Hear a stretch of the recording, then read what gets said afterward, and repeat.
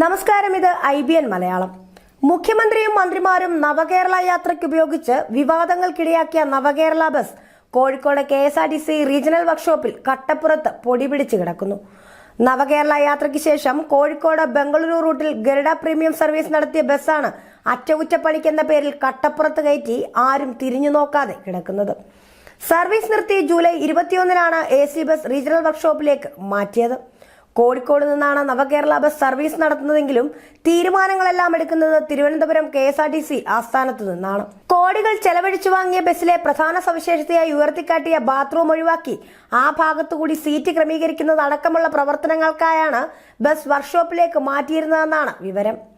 എന്നാൽ പണി തുടങ്ങുന്നതുമായി ബന്ധപ്പെട്ട് പിന്നീട് ഒരു ഉത്തരവും KSRTC ആസ്ഥാനത്തു നിന്നും ഉണ്ടായില്ല. ഇതിനാൽ വർക്ക്ഷോപ്പിന്റെ മൂലയിൽ പൊടി പിടിച്ചു കിടക്കുകയാണ് ബസ്. കോടികൾ മുടക്കി വാങ്ങിയ ബസ് നവകേരള യാത്ര കഴിഞ്ഞ് മറ്റ് സർവീസുകൾക്കൊന്നും ഉപയോഗിച്ചിരുന്നില്ല. ബസ് മ്യൂസിയത്തിലേക്ക് മാറ്റുമെന്ന വിമർശനം ശക്തമായതോടെ മെയ് 5 മുതൽ കോഴിക്കോട് ബംഗളൂരു റൂട്ടിൽ ഓടിക്കുകയായിരുന്നു. ഇതിനിടെ ബാത്റൂം ടാങ്കിന് ചോർച്ച, യാത്രക്കാർ ഇല്ലാത്തതുമൂലം നിരവധി തവണ സർവീസ് മുടങ്ങി. വിവാദത്തിൽ ഇടം നേടിയ ബസ് എന്ന നിലയിൽ ആദ്യ ദിനങ്ങളിൽ ടിക്കറ്റ് ബുക്കിംഗിന് വൻ തിരക്ക് അനുഭവപ്പെട്ടു. പിന്നീട് വാരാന്ത്യങ്ങളിലും ആരംഭത്തിലും മാത്രമാണ് ബസ്സിൽ മുഴുവൻ സീറ്റുകളിലും ആളുകളുമായി യാത്ര ചെയ്തിരുന്നത്. പുലർച്ചെ 4-ന് കോഴിക്കോട് നിന്നും പുറപ്പെടുന്ന ബസിന്റെ സമയക്രമം അശാസ്ത്രീയമാണെന്ന് നേരത്തെ തന്നെ ആക്ഷേപം ഉയർന്നിരുന്നു. പല ദിവസങ്ങളിലും കോഴിക്കോട് നിന്നും 5ഉം 6ഉം യാത്രക്കാരുമായി യാത്ര പുറപ്പെട്ട ബസ് ഒറ്റ യാത്രക്കാരുമില്ലാതെ നിർത്തിയിടുന്ന ദിവസങ്ങളും ഉണ്ടായി.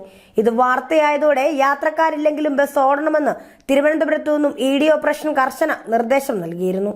ഇതിനിടെയാണ് അറ്റകുറ്റപ്പണിക്കെന്ന പേരിൽ വർക്ക്ഷോപ്പിലേക്ക് മാറ്റിയത്.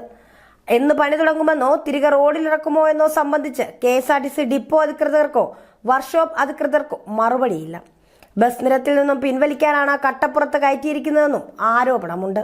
News desk IBN Malayalam.